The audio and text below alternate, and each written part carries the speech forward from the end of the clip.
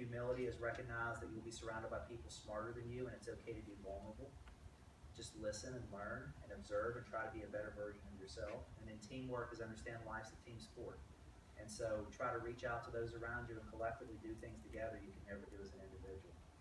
I want my daughters to recognize that there are no limitations to what they're capable of doing. And both are delighting me because my wife, their mother, is an exceptional parent. My oldest daughter is a sophomore in college in South Carolina, and she just told us she wants to go to law school. That's what my wife is a lawyer.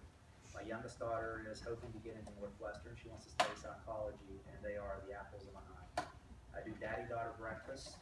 Every weekend I took one to breakfast on Saturday, one to on Sunday, so that we could have daddy-daughter time, and each one used that time differently. The older one telling me everything I did wrong. The younger one asking me, why is this like that, and why is this like that? They're two very different personalities. And last thing I'll say about it is, the night both of them were born, I wrote them both a poem. And each one has their poem framed in their office. My oldest daughter, the name of her poem is Never Lose the View from Down There, because when I was a father and she was born, I was traveling 5 days a week.